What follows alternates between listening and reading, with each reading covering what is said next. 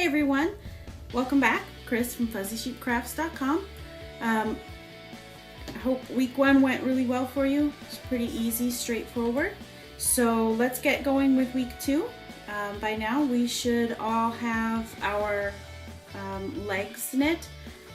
I made mine short and I added a rolled cuff at the end and changed the color I was planning on doing.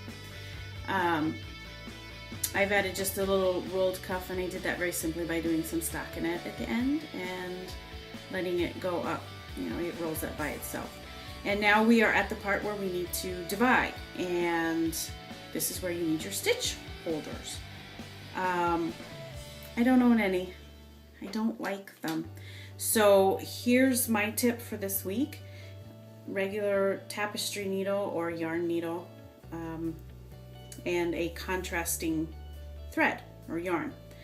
And when I get to the part of the pattern, which is the first row of the dividing section, it'll say to knit across some stitches and then place these stitches on a holder. So I'm going to take my yarn and my yarn needle, and I'm very simply going to just run, hope you can see this, run my needle along my knitting needle, and just, you know, every few stitches pull it out. And I have a lot of yarn here, and of course it's come unthreaded.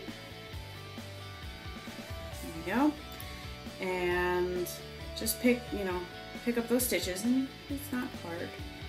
And the reason why I do this, and the reason why I don't like traditional stitch holders, is they're just giant safety pins basically, and I can never keep them closed. I don't know about you guys, but I always end up losing stitches. So, when I get this, I get the yarn, and it's on here. I hope you can see that right here. I've threaded my contrasting thread through there, and now I can just tie this in a knot. I'm not gonna lose any stitches from that. And then now my stitches are safe, and they're on a holder. My needle is now loose. There we go. So the next part we need to do is our, it'll say to continue to knit across. I'm not gonna make you watch me do that. So I'll be back for row 2, and then we're gonna do the same thing again. So we're gonna have stitches on a needle, on a stitch holder on this end and on the opposite end, and the stitches in the middle are what we are going to work this week. It's our instep stitches. So we'll be working the stitches in the middle here. So come back with me and I'll have some tips in just 1 second.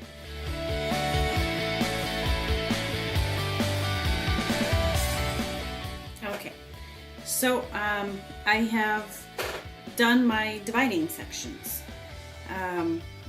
I want to give you just a little quick, see if you can visualize how the sock is put together. This is because it is knit flat, it is hard for people to kind of visualize how it's going together. So here's our cuff. I don't know if you've noticed, I am knitting a sample size one, a small one, so that I can keep up with you, because I have to do the videos in between and whatnot. So there's a little one here, and then I am doing the full-size sock too, by the way, just so you know, but I thought these would be easier to show. Here are the stitches that are left on my needle. As you can see, it kind of is going to start moving out in this direction. This is our instep, the top of our foot. We're going to work this across and then work our toes. And here you can see our 2 sections with the stitch holder, or in my case the yarn. That's the other reason why I like doing the yarn. It's soft, it's not getting in the way of all my other work. So I can, push it out of the way. And it doesn't affect the gauge or anything, I don't find. So it's really my favorite way. But so here you can see we're going to work down and then around for the foot. We're going to shape the heel and then work the underside of the foot. Next week we'll be shaping the heel. These are the heel flaps, and then we'll work the gussets which is the shaping and will really make it turn and look like a heel, a traditional heel. So, and then you can see when we seam it, we'll be seaming right here in the back. This is, you know, the edges of our knitting. If you shouldn't, because this yarn is thick enough, you shouldn't see any curling on the edges. If you do, I would suggest on every right side row just slipping the last stitch, and that will help it stop from rolling. So this week, let us divide and conquer and work the flat instep. It's a simple stockinette back and forth. If you're working on the size small, it's 22 stitches. I'm doing a half scale here just to show you on the video because I thought it would be too unwieldy to show you a full sock. So I am having to film this on my own. My husband's away on business. So work straight across, and then we'll work our toes. And the toes are very simple, just simple decreases on each side. So you'll be great. It's really easy. And then at the end of the toe, you just fasten off and you're done. And then we're gonna come back and pick up the heel stitches next week, and it'll be fun.